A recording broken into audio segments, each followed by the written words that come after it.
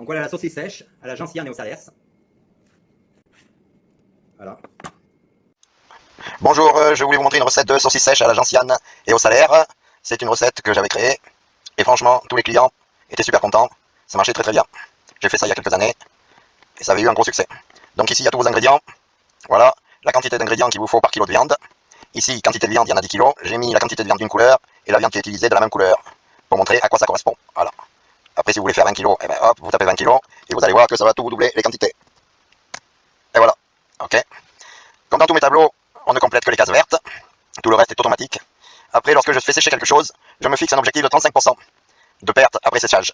Donc là, si par exemple, j'ai mis au pif 1 kg, vous prenez 1 kg, enfin ça peut être 1 kg de ce que vous voulez, et puis vous repérez, vous mettez une ficelle sur les saucisses que vous avez repérées, ça vous sert de point de repère, la ficelle, et puis vous les repesez une fois pour voir quel est votre poids après séchage. Et là, vous savez qu'après séchage, il vous faut pour 35% de perte 650 grammes. Voilà. Et ça vous donne aussi par rapport à ça, si toutes vos saucisses sont régulières, vous savez qu'elles mettront toutes le même temps à sécher.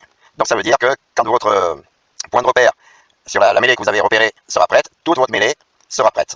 Et donc, on estime qu'il y a la même perte partout. Donc ici, le poids total après séchage, il sera de 16,341 kg. Voilà. Alors qu'à l'origine, il y en avait 25 kg ici, en quantité de mêlée. Voilà. Et puis après, pour les prix de revient, eh ben, on a mis le prix d'achat plus le pourcentage de perte. Ça nous donne le prix de revient ici. Et après, il y a tous les prix de vente qui sont calculés. Là, j'ai mis une marge de 50%. Si je veux mettre une marge de 30%, eh ben, je mets 30. Et ça va me modifier mes coefficients de marge, mes prix de vente hors taxe, prix de vente TTC. Voilà, ça m'a tout modifié.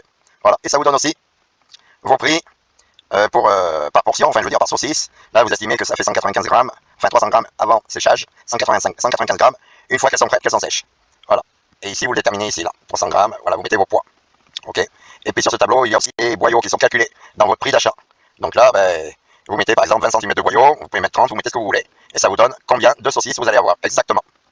Voilà. Donc j'ai fait ça surtout parce qu'il y a des personnes qui m'ont demandé si j'avais des recettes pour des saucisses qui sortaient un petit peu de l'ordinaire. Donc j'ai mis cette recette. Voilà, merci, au revoir.